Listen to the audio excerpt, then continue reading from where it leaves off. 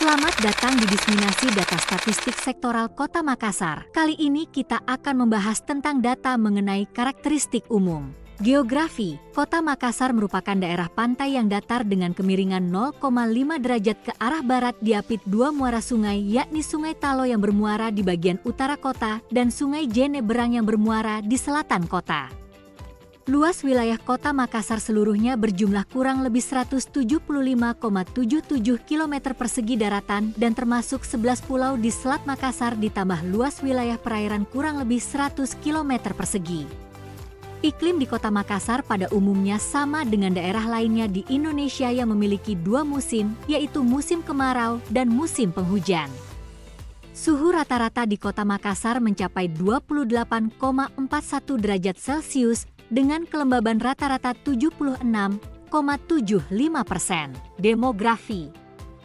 Penduduk Kota Makassar tahun 2023 berdasarkan data konsolidasi bersih atau DKB tercatat sebanyak 1.474.393 jiwa yang terdiri atas 732.391 penduduk laki-laki dan 742.002 penduduk perempuan. Jika dibandingkan tahun 2022, jumlah penduduk Kota Makassar mengalami peningkatan sebesar 0,13%. Persentase penduduk dengan jumlah terbanyak berada di Kecamatan Biringkanaya, yaitu 14,64%. Sedangkan persentase penduduk dengan jumlah paling sedikit berada di Kecamatan Kepulauan Sangkarang, sekitar 1,02%. Dari total jumlah penduduk Kota Makassar berdasarkan pengelompokan usia produktif 15 hingga 64 tahun, dan non-produktif usia muda dan usia tua. Jumlah penduduk Kota Makassar yang termasuk dalam kelompok produktif pada tahun 2023 sebesar 1.014.628 jiwa atau sebesar 68,82%.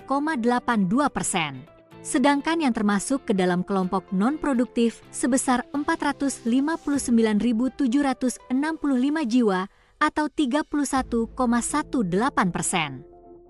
Data Dinas Kependudukan dan Catatan Sipil Kota Makassar mencatat kepemilikan kartu keluarga atau KK di Kota Makassar mencapai 447.453 dokumen.